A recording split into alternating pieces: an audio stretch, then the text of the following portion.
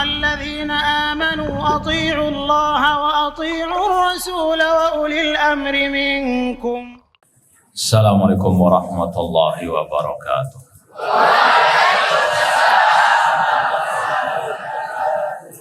Innal hamdalillah nahmaduhu wa nasta'inuhu wa nastaghfiruh wa na'udzu billahi min syururi anfusina wa min sayyiati a'malina.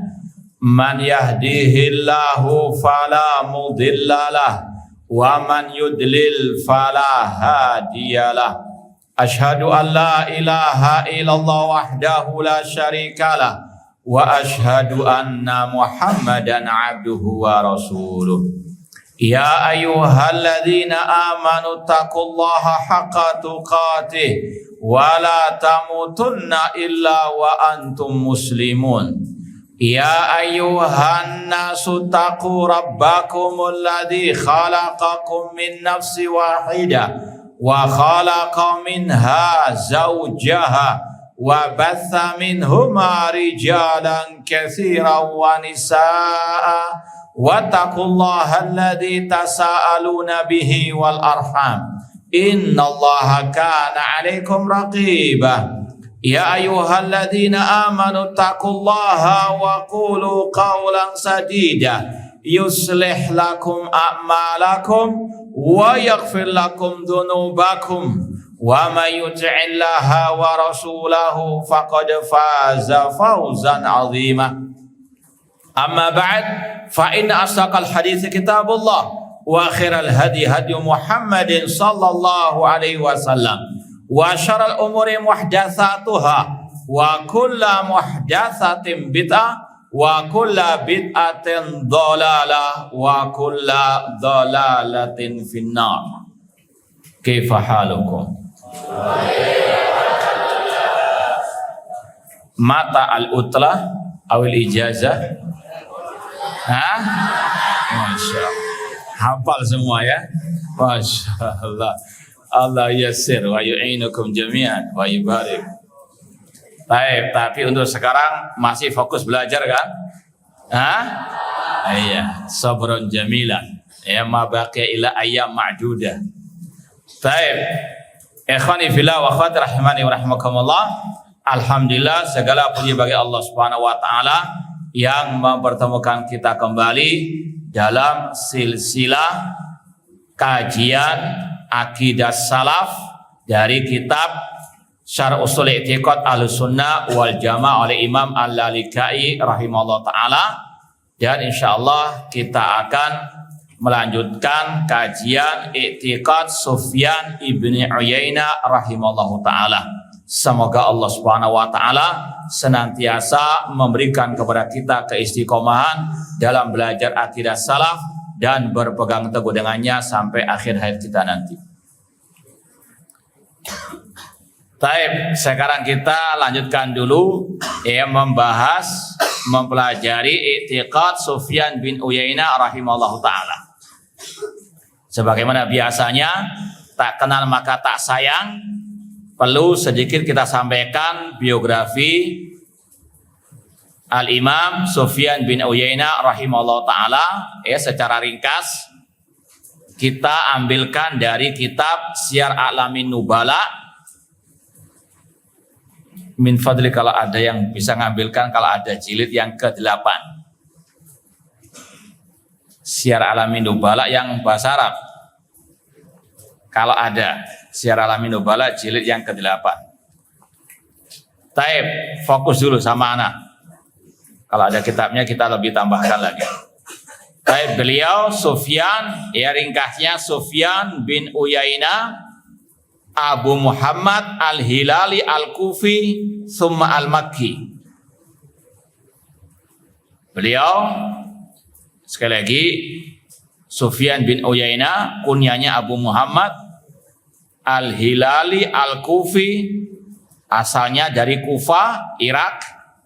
Summa Al-Makki, kemudian tinggal di kota Mekah. Kata Imam Az-Zahabi, Al-Imamul Kabir, seorang imam yang besar, Hafidul Asr, ahli hadis di zaman itu Syekhul Islam. Artinya kedudukan beliau dalam ilmu tidak diragukan lagi. Maulidu bil Kufah fi sana sab'in wa mi'ah. Beliau lahir di kota Kufah, yaitu tadi di Irak, tahun 107. Tahun 107 Hijriah.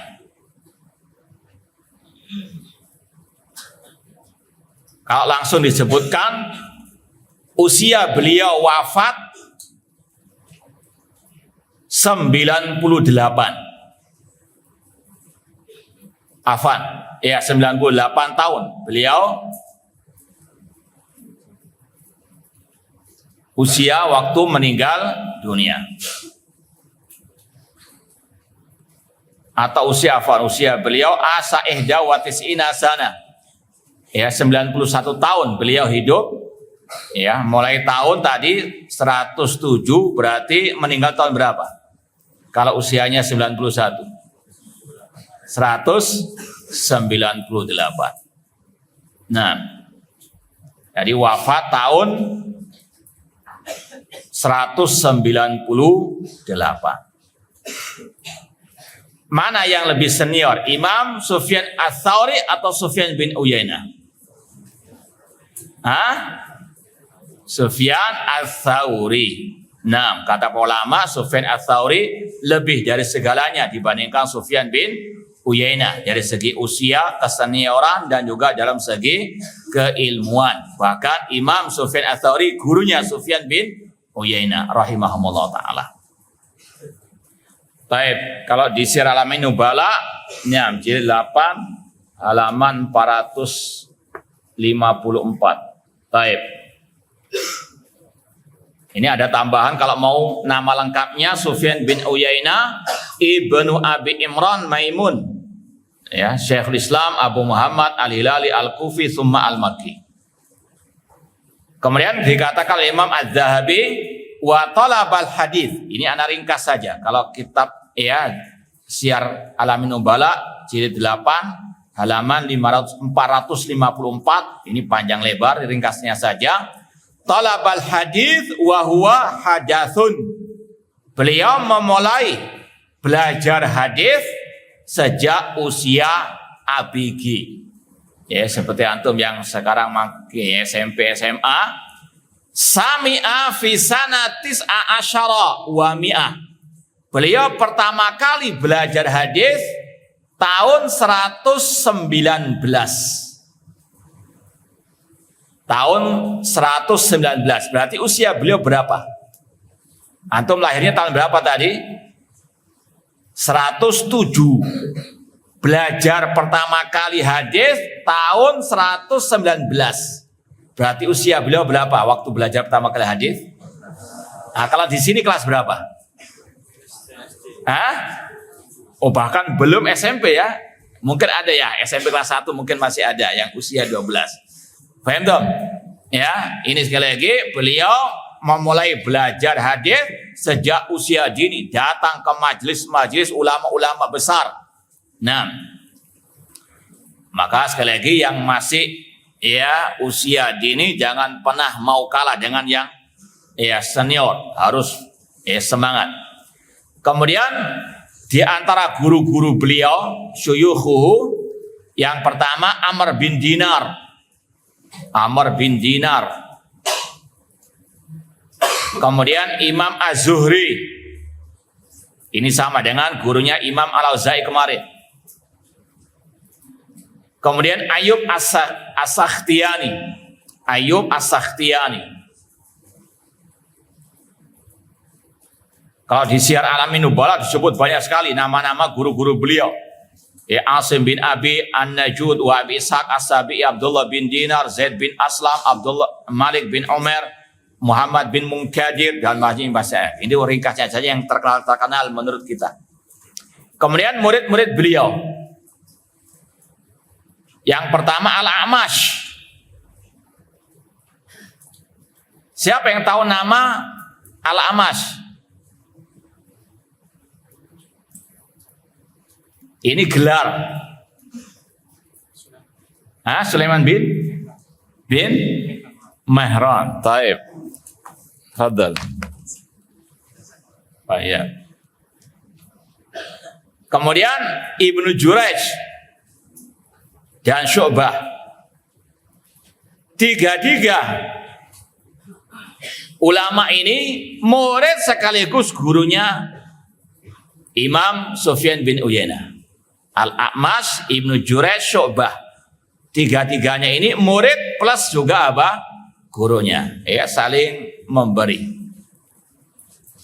Maka tidak selalu namanya guru itu menguasai semuanya. Terkadang ada murid yang menguasai sebagian ilmu yang tidak dikuasai oleh sang guru. Maka saling memberi. Kemudian di antara murid beliau Abdullah bin Mubarak. Dari kalangan ulama at-tabi'in. Abdullah bin Mubarak, Abdurrahman bin Mahdi. Abdullah bin Mubarak dan Abdurrahman bin Mahdi. Imam Asy-Syafi'i. Ya, kalau antum pernah belajar biografi Imam Syafi'i, di antara guru Imam Syafi'i Sufyan bin Uyainah. Demikian pula yang pernah kita pelajari di sini, Imam Al-Humaidi, itu juga muridnya Sufyan bin Uyainah. Kemudian Ali bin Al-Madini, dan demikian pula Imam Ahlussunnah wal Jamaah Imam Ahmad bin Hanbal. Muridnya siapa? Sufyan bin Uyainah.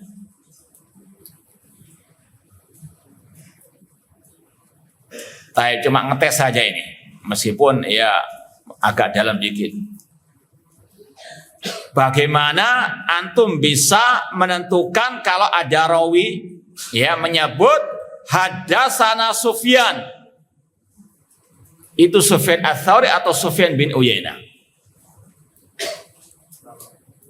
Sebutkan contohnya. Ya.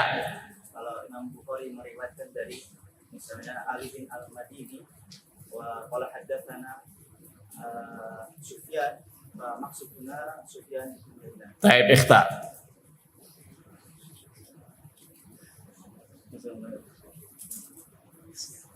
La ba'as. Nah, baik, meskipun anak kira ada fisik, namun kurang lebih seperti itu. Kata para ulama membedakan kalau ada riwayat fulan an Sufyan, maka menentukan ini Sufyan Ats-Tsauri atau Sufyan bin Uyainah, ini ada istilahnya istiqra, butuh banyak membaca, banyak meneliti. Secara kaidah umum al-ghalib, secara umum, kalau yang mengatakan itu Imam Al-Bukhari, maka kalau ada perawi satu yang dilewati oleh Imam Bukhari kemudian an Sufyan, itu Sufyan Ats-Tsauri atau Uyainah? Sufyan? Ini bilang apa tadi? Uyainah wa Ats-Tsauri? Sufyan bin, coba di sini Imam Bukhari itu cuma butuh satu kepada Tsauri. Jadi Imam Ats-Tsauri yang benar itu kalau Imam Bukhari disebutkan qala al-Bukhari qala fulan an Tsauri an Sufyan Ats-Tsauri. Karena antara Imam Bukhari dengan Sufyan Ats-Tsauri itu cuma butuh satu perawi saja. Contohnya Imam Al-Humaidi. Imam Bukhari berkata Imam Humaidi berkata Sufyan bin Uyainah sahih. Sufyan bin Uyainah karena Sufyan bin Uyainah gurunya Imam Al-Humaidi. Beda dengan Imam Muslim. Kalau Imam Muslim butuh dua perawi. Paham? Imam Muslim berkata fulan baru Sufyan bin Uyainah. Paham dong? Jadi cara menentukannya, kalau Imam Bukhari kepada Imam Sufyan bin Uyainah lebih cepat. Satu perawi saja jaraknya. Kalau Imam Muslim butuh dua perawi. Kurang lebih seperti itu. Intinya sekali lagi butuh istiqra, banyak membaca. Cuma kaidahnya seperti itu. Taib, kemudian kita lanjutkan. Di antara guru atau murid Imam Sufyan bin Uyainah, Abu Bakar ibn Abi Syaibah. Ini sekali lagi hanya beberapa saja murid-murid beliau dan guru-guru beliau. Kemudian pujian ulama terhadap Sufyan bin Uyainah, di antaranya Imam Asy-Syafi'i, muridnya Imam Sufyan bin Uyainah berkata, laula Malik wa Sufyan bin Uyainah la dhahaba ilmul Hijaz. Laula Malik wa Sufyan bin Uyainah la dhahaba ilmul Hijaz. Seandainya bukan karena Imam Malik, bukan karena Sufyan bin Uyainah, hilanglah ilmu di negeri Hijaz. Hijaz mana itu? Makkah dan Madinah. Imam Malik di mana? Imam Malik tinggal di mana? Kota Madinah. Sufyan bin Uyainah tinggal di mana? Kota Makkah. Maka sekali lagi kata Imam Syafi'i, seandainya tidak ada Imam Malik, tidak ada Sufyan bin Uyainah, hilang ilmu di kota Madinah dan kota apa? Makkah. Mereka ulama-ulama yang tinggal di negeri tadi Hijaz tersebut. Ma'asal muslimin ikhwani fillah wa akhwati rahimani wa rahmakumullah. Kemudian pertanyaan, kelas yang paling bawah tadi siapa? Kelas berapa tadi? Tadi kelas 7 ya? Yang kelas 8. Yang kelas 8 ya. Sebutkan satu ucapan Sufyan bin Uyainah tentang la ilaha illallah. Kelas 8.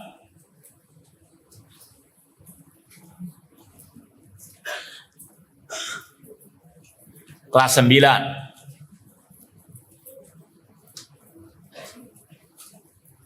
Baik. Kum. Mana mic-nya?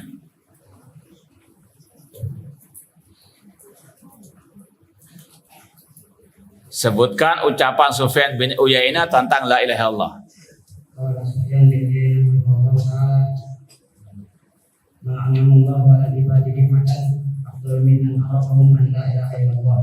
Taib Hasan, tak ikhtar masjid.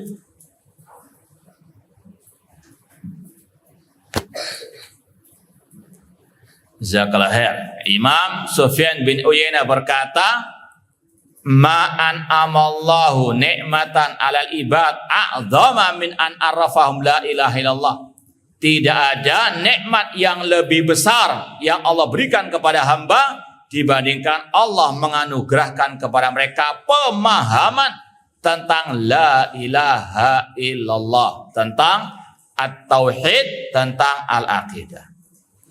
Taib, ini sekilas biografi Sufyan bin Uyainah rahimahullah ta'ala. Sekali lagi silakan lihat lebih lengkapnya dalam kitab Syiar Alamin Nubala jilid ke-8 halaman 454 dan seterusnya. Taib, sekarang kita mulai mempelajari i'tiqad Sufyan bin Uyainah rahimahullah yang dibawakan oleh Imam Al-Lalikai rahimahullahu ta'ala. Ma'asal muslimin ikhwani fillah wa akhwati rahimani wa rahmakumullah. Berkata Sufyan bin Uyainah rahimahullah, as-sunnatu asyratun. Sunnah ada 10. Di sini pembahasan masalah bilangan, kalau istilah para ulama, dzikrul adat la mafhuma lahu. Maksudnya laisa lil hasr. Penyebutan bilangan seperti ini bukan menunjukkan akan pembatasan. Ya, sunnah bukan hanya 10 saja. Nanti akan kita sampaikan apa maksud sunnah di sini. Namun ini sebagaimana Rasul SAW, ya, sering kali Rasul menyebut bilangan. Sab'atun yudhilluhumullah fi dhilli yawma la dhilla illa dhilluh. 7 golongan yang akan Allah naungi di hari yang tidak ada naungan pada hari itu. Kata para ulama, di antaranya Al-Hafidh Ibnu Hajar Asqalani rahimahullah dalam Fathul Bari, Rasul SAW dalam riwayat yang lain menyebut ada selain 7 tadi yang juga dijamin dinaungi oleh Allah pada hari yang tidak ada naungan pada waktu itu, yaitu padang mahsyar. Demikian pula misalnya sabda Rasul, asyaratun fil jannah. 10 sahabat yang pasti masuk surga. Abu Bakar fil jannah, Umar fil jannah. Apakah 10 ini pembatasan? Tidak. Ya, ini sekali lagi zikrul adad, penyebutan bilangan dalam sabda Rasul itu terkadang ya istilah para ulama tadi la mafhuma lahu ay bimakna laisa lil hasr, bukan untuk membatasi. Namun di antara tujuannya untuk kita lebih mengingat, ya, apalagi untuk lebih dihafalkan, lebih nyantol dan lebih mudah diingat. Dan tujuan yang berikutnya disebutkannya bilangan ini terlebih dahulu untuk kita menyiapkan adzihn, menyiapkan akal kita, hati kita untuk menerima ilmu yang akan disampaikan. Paham dong?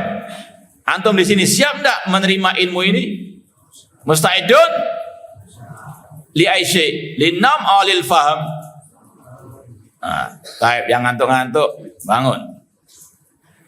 Taib, ikhwani fillah wa akhwati rahimani wa rahimakallah, sekali lagi anak ulangi. Kata Imam Sufyan bin Uyainah, as-sunnah asyratun. Kata-kata asyratun 10 ini bukan untuk membatasi.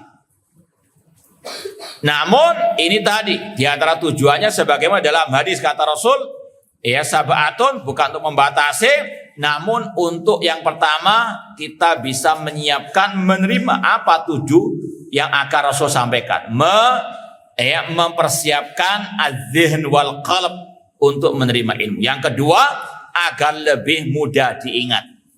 Faham dong? Yang tamlah. Taib.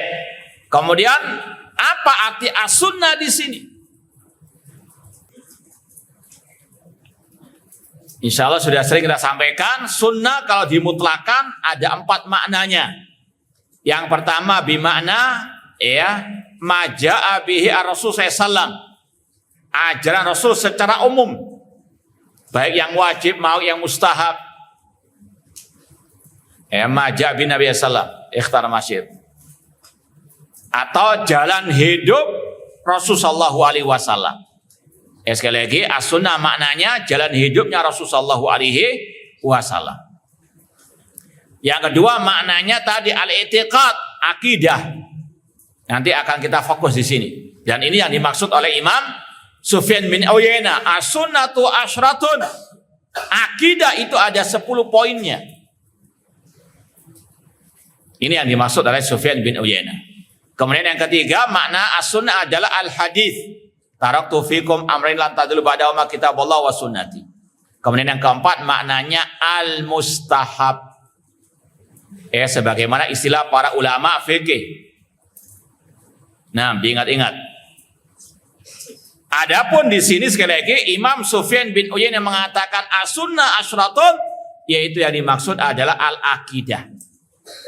Beliau sebutkan ada 10, sekali lagi bukan untuk membatasi akidah, hanya 10 poin ini. Dan buktinya apa?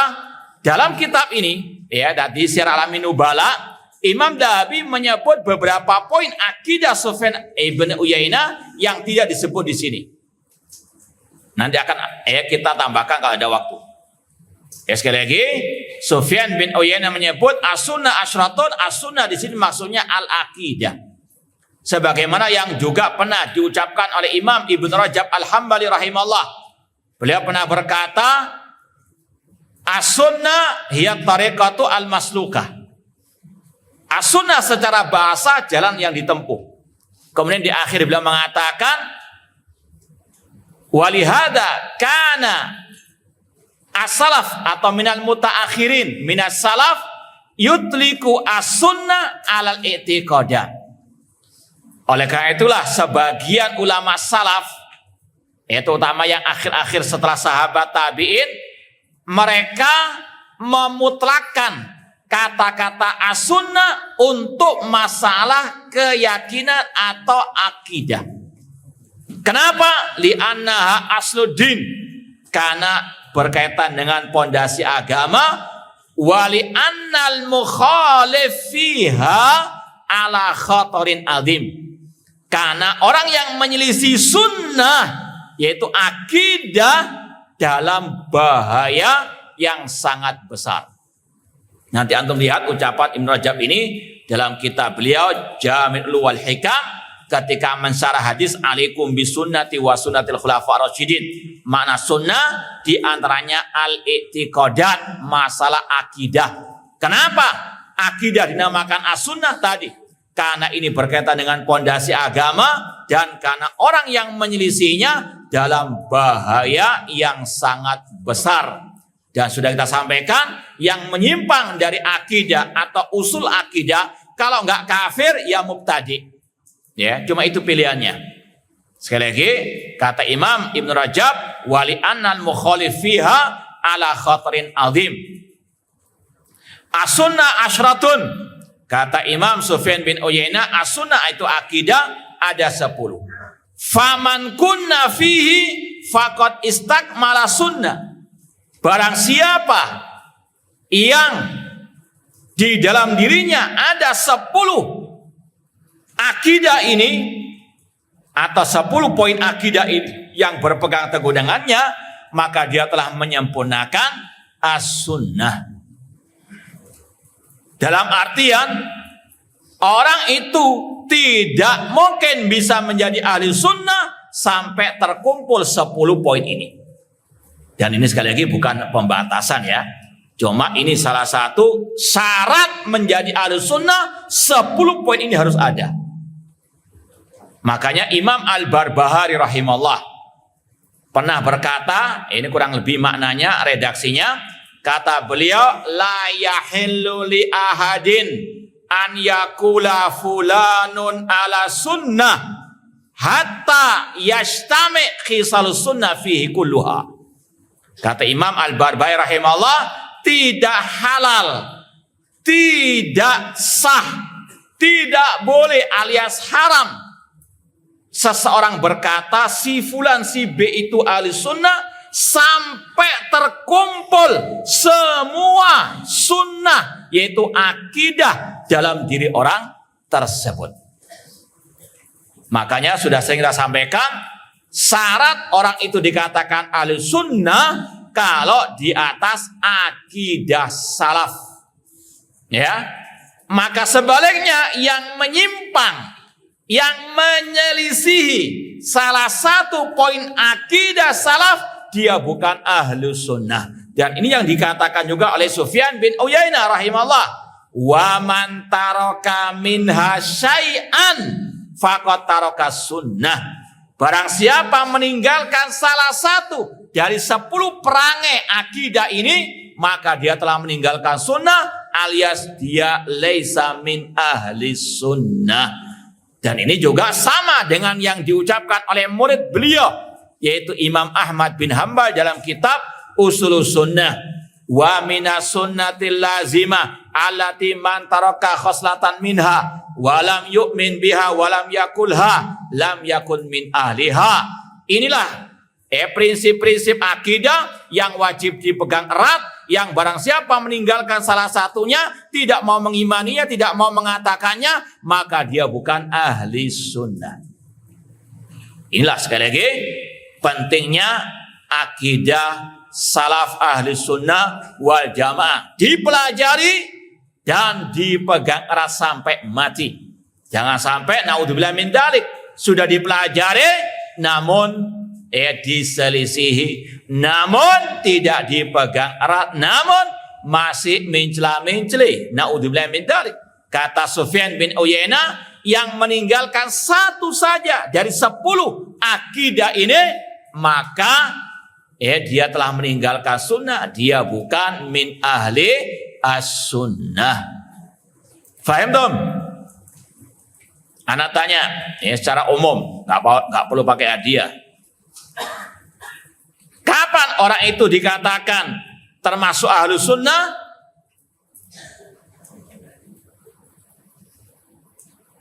Jazakumullah khair. 6. Jazakumullah khair. 6, jawab secara umum. Atau 6, jawab bersama-sama, tidak apa-apa. Kapan orang itu dikatakan ahlu sunnah? Nggak bisa jawab. Sudah kepikiran pulang apa gimana? Nah, bismillah.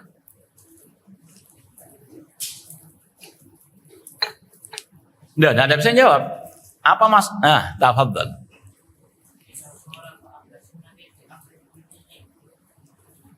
Ida? Oh, justru malah kalau menyelisih dikatakan ahli sunnah ya. Faham tuh soal? Kapan orang itu dikatakan ahli sunnah? Kalau ngantuk bahaya nih. Jawabannya beda. Nah,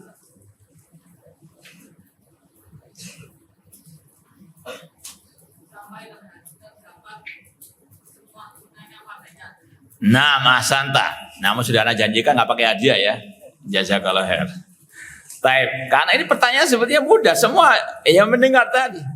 Bahwasanya tidaklah dikatakan itu ahlus sunnah sampai terkumpul prinsip-prinsip akidah ahlus sunnah di dalam diri orang tersebut. Meskipun bukan hanya 10 poin saja, banyak.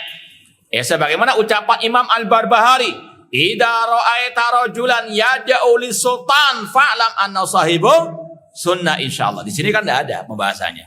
Paham? Jadi sekali lagi ini 10 bukan pembatasan. Namun kalau mau ditambahkan tadi ucapan Imam Barbahari, orang itu dikatakan ahli sunnah kalau terkumpul dalam diri orang itu apa? Semua khisalu as-sunnah. Kemudian wa man taraka minha syai'an faqad taraka sunnah. Dan barang siapa meninggalkan salah satu dari perangai ini ataupun prinsip-prinsip ahli sunnah ini, maka dia telah meninggalkan sunnah, dia bukan dari ahli sunnah wal jamaah. Apa saja 10 poin ini? Kata beliau yang pertama, isbatul qadari, menetapkan takdir. Ma'asal muslimin ikhwani fillah wa akhwati rahimani wa rahimakumullah. Ini sudah kita sampaikan pada kajian Kamis yang lalu, kajian kitab Mu'taqad Ahlussunnah wal Jamaah Imam Harab Al-Kirmani. Secara global, secara umum, kalau antum teliti akidah-akidah yang ada dalam kitab-kitab para ulama, itu pembahasan awalnya biasanya secara umum al-ghalib, kalau nggak membahas masalah definisi iman atau membahas masalah Al-Quran kalamullah, atau yang berkaitan dengan sifat Allah, atau yang ketiga berkaitan dengan iman kepada takdir. Dan ini sudah kita lewati. Contoh kajian kemarin, Imam Al-Auza'i yang dibahas apa? Pertama kali bahasan akidah, masalah apa? Al-iman, yang berkaitan dengan poin inti akidah, al-iman. Kembali kepada sebelumnya yang kita pelajari akidah apa? Sebelum Imam Al-Auza'i, akidahnya siapa? Imam Al-Bukhari. Apa pembahasan pertama Imam Bukhari dalam akidah beliau? Bahas masalah apa? An-dina qaulun wa amalun. Masalah definisi iman. Kalau antum kembali lagi ke belakang, sebelumnya apa? Akidah siapa? Sufyan Ats-Tsauri. Apa pembahasan pertama Imam Tsauri dalam akidah beliau? Al-Quran kalamullah. Intinya tadi, kalau antum baca lagi kitab-kitab akidah ulama salaf, awal pembahasan kalau enggak definisi iman, masalah Al-Quran kalamullah atau berkaitan dengan sifat Allah, atau yang ketiga berkaitan dengan iman kepada takdir. Di antaranya di sini Sufyan bin Uyainah menyebut pertama kali isbatul qadar. Ini di antara makna yang tersirat kata para ulama, karena memang di zaman mereka muncul kelompok-kelompok sesat yang menyimpang, terutama dalam bab-bab pertama tadi. Kalau enggak berkaitan dengan Murji'ah dan Khawarij, berkaitan dengan Qadariyah dan Al-Jabariyah, atau kelompok Al-Jahmiyah, yang semuanya itu adalah nenek moyang kelompok sesat di tengah-tengah kaum muslimin. Paham dong? Baik, ana coba tanya lagi, ya. Kadang kalau sudah mau liburan gini ya fokusnya ya. Baik, ya ini karena apa? Is'al mujarib wala tasal tabib, ya. Makanya kita suruh fokus-fokus lagi. Baik, labas. Baik, kenapa para ulama-ulama dalam kitab atau awal kitab akidah pembahasannya berkisar antara 3 hal ini? Kalau nggak masalah iman, definisi iman, masalah sifat Allah atau Al-Quran kalamullah, atau berkaitan dengan masalah takdir. Kenapa? Yang lainnya, yang tulab jawab serentak begitu. Kenapa? Karena apa?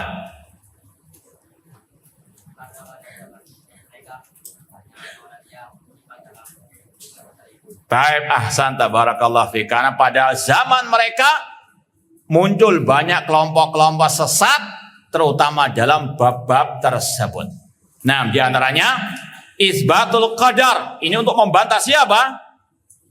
Kelompok Al-Qadariyah yang mereka menafikan takdir Allah Subhanahu wa ta'ala. Baik, sekedar murojaah yang kelas 7.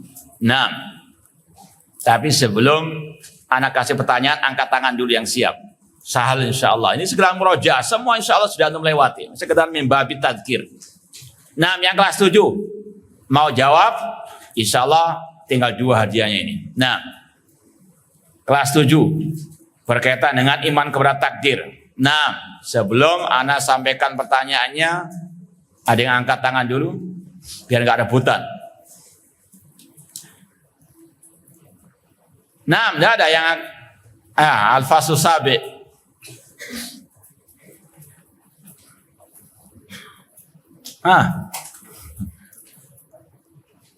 Baik. Yang ke-8, ada yang siap jawab? Baik. Sa'al insyaallah. 6. Udhkur arba'a maratib lil iman bil qadar.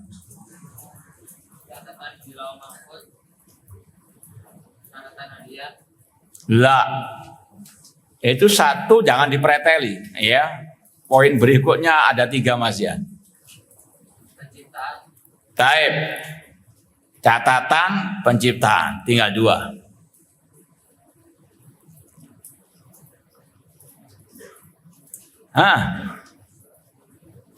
Insya Allah anak kira sudah langsung wah.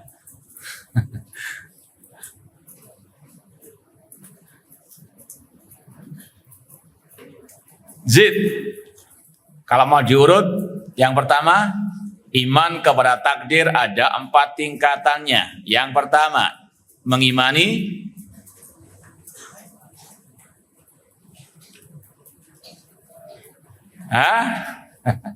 kalau sudah ada pertanyaannya, wah rebutan yang mau jawab. Taita labas. 6. Ini jawabannya separuh benar, separuhnya karena tadi lebih gentle daripada yang lain. Taib, jazakumullah khair. Taib, sudah insyaallah ya sudah antum sering lewati pembahasan ini. Iman kepada takdir ada 4 tingkatannya. Iman kepada ilmunya Allah. Alima makana wa ma yakun wa ma lam yakun law kana kaifa yakun. Allah mengetahui apa yang telah terjadi, apa yang sedang terjadi, apa yang akan terjadi, bahkan apa yang belum terjadi, seandainya terjadi dan bagaimana kejadiannya. Allah bikulli syai'in alim. Ya. La takhfa li khafiyah. Kemudian yang kedua, mengimani catatan takdir. Innallaha kataba maqadirul khalaiq qabla an yakhluqas samawati wal arda bi 50 alfasana. Allah mencatat takdir semua makhluk 50.000 tahun sebelum pencipta langit dan bumi. Tadi kalau mau diperinci ada pembahasan catatan takdir, ada beberapa macam catatan takdir secara umum, catatan takdir per tahunnya, catatan takdir di dalam rahim seorang ibu, catatan takdir yaumiyah. Namun intinya catatan takdir. Yang ketiga mengimani apa? Al-masyiah, kehendak Allah. Masya Allah kana wa malam yasha' lam lam yakun. Mengimani kehendak Allah, apa yang Allah kehendaki pasti terjadi, dan apa yang tidak Allah kehendaki tidak mungkin terjadi. Kemudian yang keempat, mengimani apa? Al-khalaq, semua ini adalah apa? Ya, makhluk ciptaan Allah. Wallahu khalaqakum wa ma ta'malun. Baik. Kelas berapa berarti? 8 tadi ya? Yang kelas 9, ada satu pertanyaan lagi, terakhir. Kalau ada yang mau, silakan angkat tangan.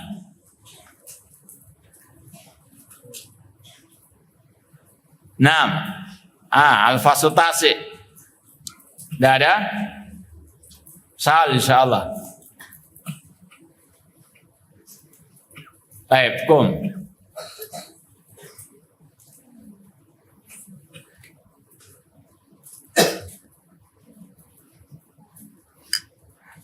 Hafidta al-abiyat lil Imam Syafi'i fil iman bil qadar.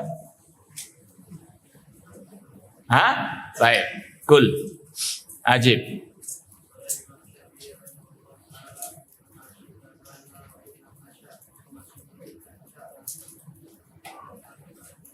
Khalaqtal ibadah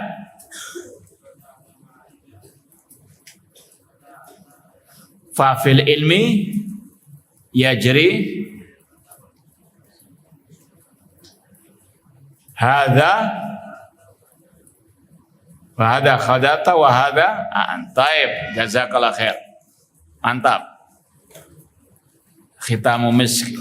Imam Syafi'i berkata, ma syi'ta kana wa illam asya wa ma syi'tu illam tasya lam yakun. Ya Allah, apa yang engkau kehendaki pasti terjadi meskipun aku tidak menghendaki. Apa yang aku kehendaki jika engkau tidak menghendaki Allah tidak mungkin terjadi. Ini catatan akhirnya berkaitan dengan al-masyiah, kehendak Allah. Kemudian yang kedua, bait syair yang kedua beliau mengatakan, khalaqtal ibad ala ma alimta. Engkau menciptakan hamba-hambamu sesuai dengan ilmumu. Ini dua tingkatan takdir juga, penciptaan dan apa? Al-ilmu. Ya. Kemudian kata para ulama, dalam satu bab ini saja, yang menyimpang ada dua kategori, kafir atau mubtadi. Kalau dia mengingkari ilmunya Allah, maka dia kafir. Sebagaimana kata Imam Syafi'i juga. Baik, karena tidak ada hadiah lagi, siapa yang sukarela menjawab? Apa ucapan Imam Syafi'i tentang yang mengingkari ilmunya Allah kafir? Man yahfad qaulal Imam Syafi'i rahimahullah. Terus? Baik, qaulal Imam Syafi'i rahimahullah, nadhiru al-qadariyata bil ilmi fa in aqarru khusimu wa in angkaru kafaru. Kata Imam Asy-Syafi'i rahimahullah, ini terutama kepada para ulama, kalau mau berdebat dengan kelompok Qadariyah, mulai dengan pembahasan ilmu, yaitu ilmunya Allah. In aqarru, jika mereka mengikrarkan, membenarkan, mengimani ilmunya Allah, maka mereka telah kalah. Kalau mereka mengingkari ilmunya, kafaru. Kafaru, mereka kafir. Ini kalau menyimpang dalam masalah usuluddin, usul sunnah, ini pilihan yang pertama kafir.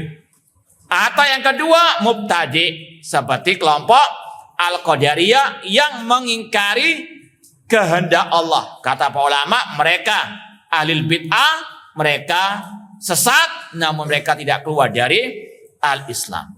Nah, ma'asal muslimin ikhwani fillah wa akhwati rahimani wa rahimakumullah.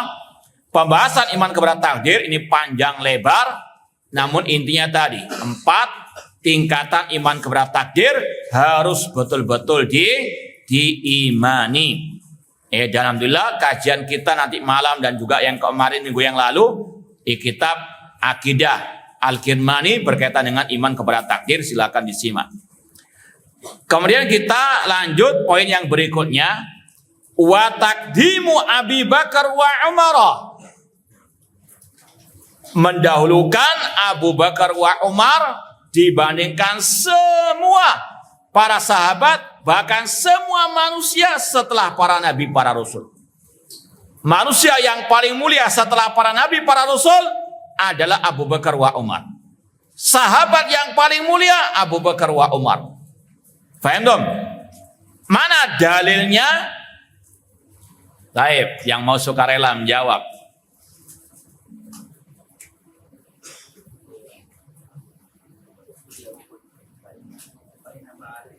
Lah, lebih mendahulukan Abu Bakar Umar dibandingkan sahabat yang lain.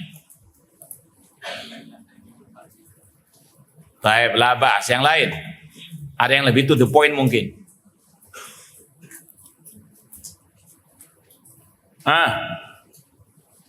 Karena kalau tadi dua-dua tadi itu bisa juga dijadikan dalil, cuma ya istilahnya masih perlu tambahan istidlal.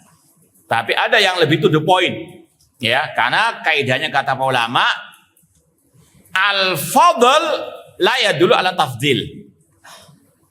Keutamaan tidak selalu menunjukkan akan dia yang paling utama. Paham ya?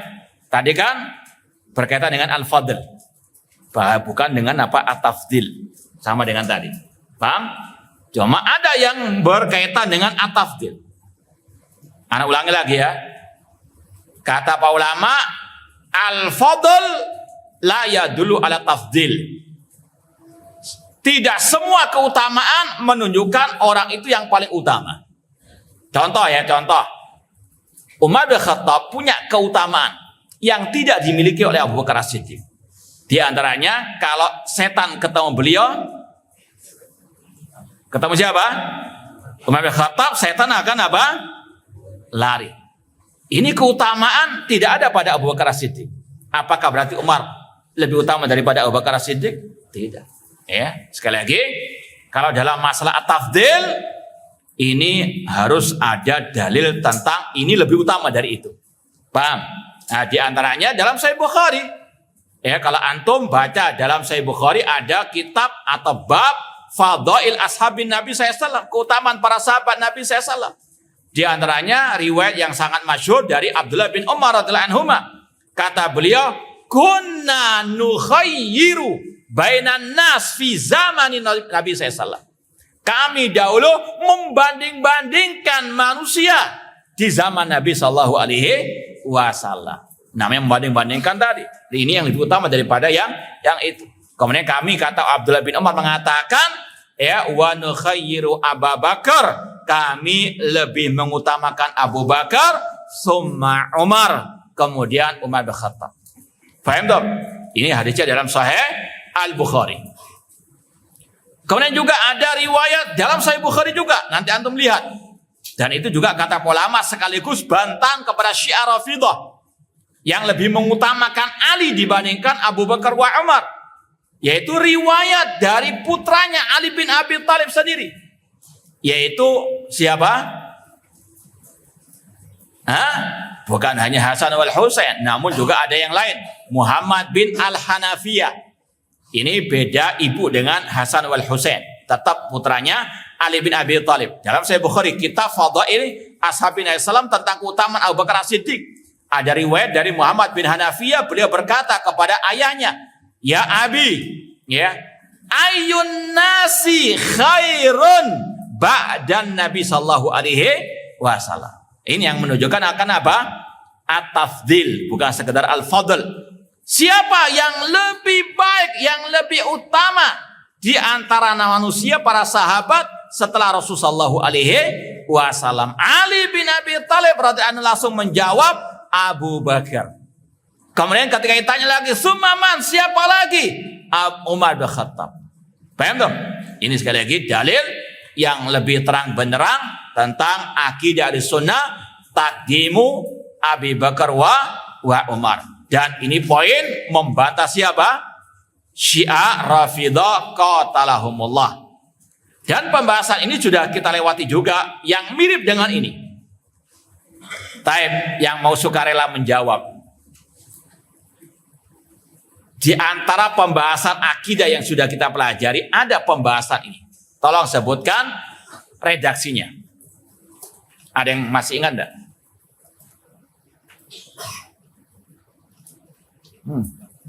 Ya terutama yang setoran matan dulu, matan akidah itu jangan dilupakan atau jangan gara-gara hadiah saja.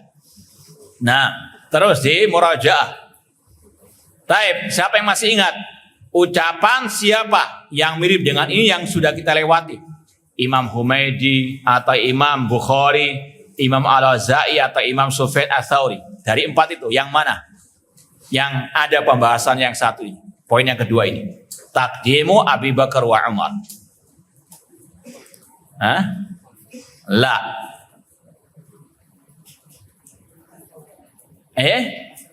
Taib, tadzakarta kalamahu?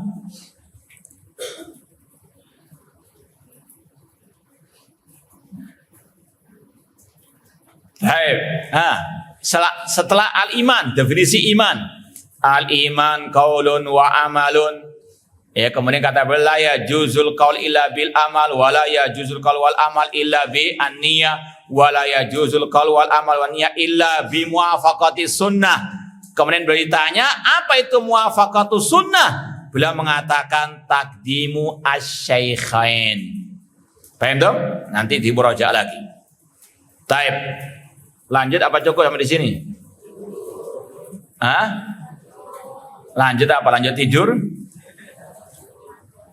Taib, ya kita ambil satu poin lagi. Nah, yaitu al-haud. Ya, di antara akidah Ahlus Sunnah wal Jamaah meyakini adanya telaga di hari kiamat.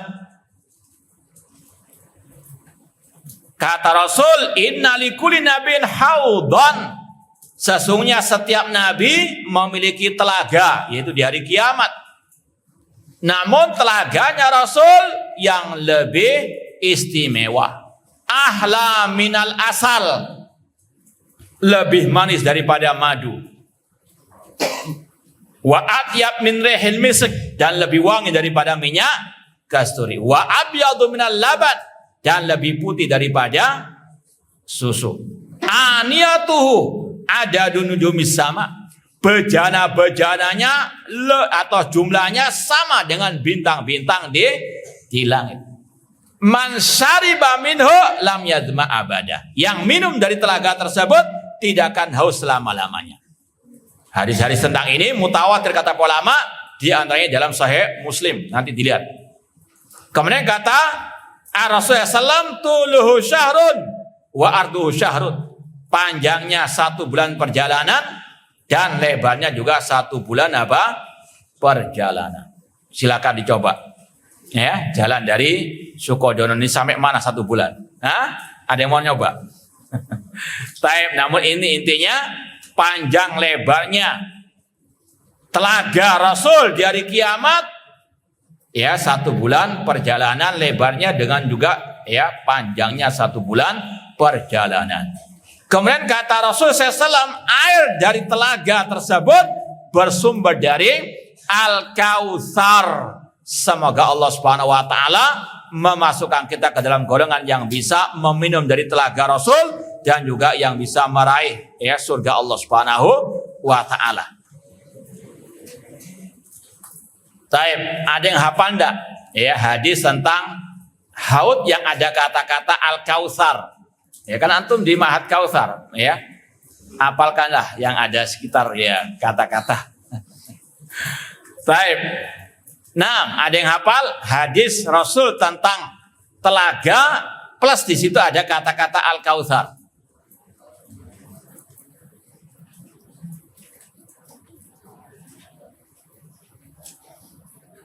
Taib, raji'u nanti.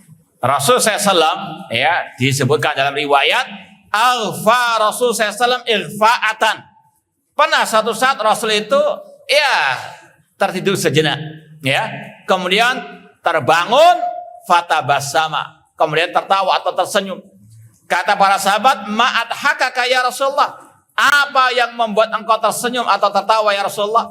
Rasul menjawab, nazrat alayya anifan surah. Turun tadi sebuah surat kepadaku, yaitu surat Al-Kautsar. Inna a'tainakal kautsar. Apa semuanya? Baik, dibaca.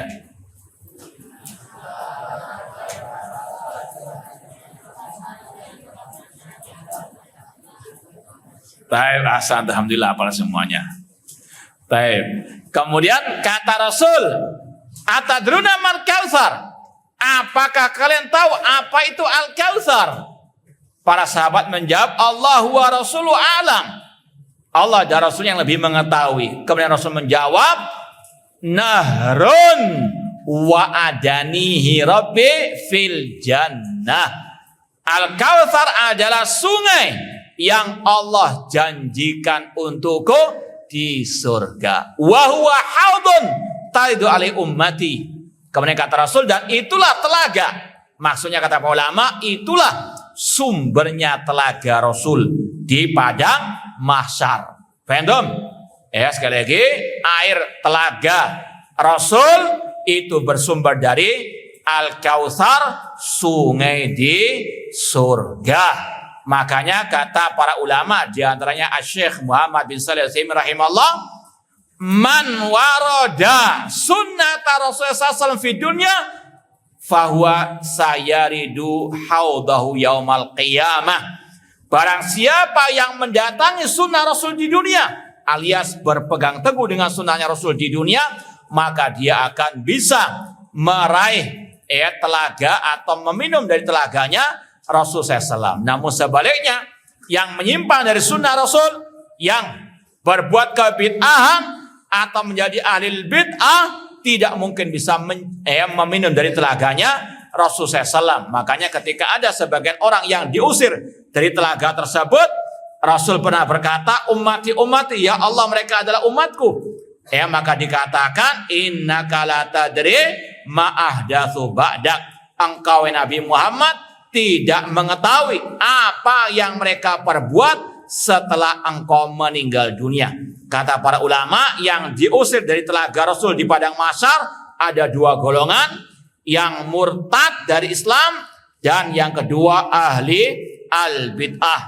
Makanya para ulama ketika menulis bahaya bid'ah, di antaranya bid'ah menjadikan pelakunya terusir dari telaga Nabi Shallallahu Alaihi Wasallam. Naudzubillah min dzalik.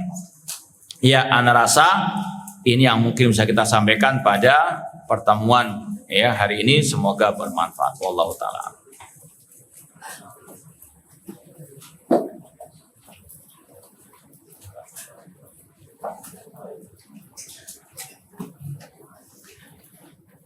Ustadz, apa hukum orang yang bilang Al-Quran bid'ah? Ya, wallahu alam, ini ada perincian. Kalau dia mengatakan yang dimaksud itu adalah mushaf, ini memang merupakan syubhatnya ahli bid'ah. Mereka mengatakan, kalian wahai salafin wahabi menuduh kami berbuat bid'ah ketika merayakan perayaan-perayaan tertentu misalnya. Sedangkan Al-Quran itu juga apa? Bid'ah, maksudnya mushaf Al-Quran. Karena di zaman Rasul tidak ada. Maka yang pertama kita katakan, ucapan Anda batil. Yang pertama dari sisi yang mengumpulkan mushaf, membukukan mushaf atau Al-Quran, itu siapa pertama kali? Siapa pertama kali? Para sahabat Rasulullah SAW, di antaranya Al-Khalifah Rasyid Utsman bin Affan radhiyallahu anhu. Sedangkan Rasul bersabda, alaikum bisunnati wa sunnatil khulafa Rasyidin. Itu sunnahnya khulafa Rasyidin, Abu Bakar di antaranya, dan juga siapa sampai kepada Utsman bin Affan. Beda dengan perayaan-perayaan misalnya Isra Mi'raj, Maulid dan sebagainya, tidak ada satu dari khulafa Rasyidin yang mengajarkan. Ini termasuk sunnah khulafa Rasyidin yang Rasul katakan tadi, pegang sunnahku dan sunnah para khulafa ar-Rasyidin. Paham ya? Maka sekali lagi ini sekedar syubhat untuk melegalkan kebid'ahan mereka. Nah,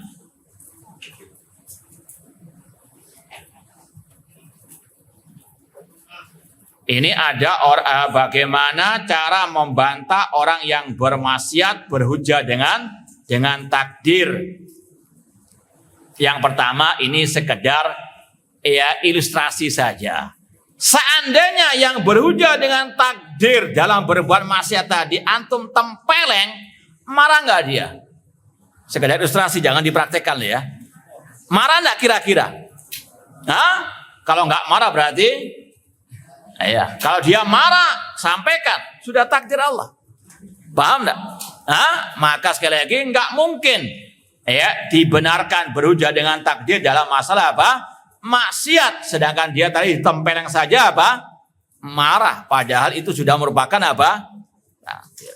Dan ini yang sudah masyhur kisahnya dari Al-Khalifah Rasyid Umar bin Khattab, ketika ada seorang pencuri yang mau dipotong tangannya, dia berhujah dengan takdir, maka kata beliau, demikian pula aku memotong tanganmu dengan takdir Allah.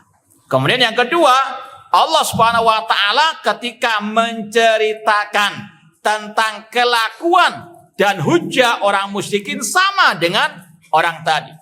Orang musyrikin jahiliyah berhujah dengan takdir dalam kesyirikan mereka.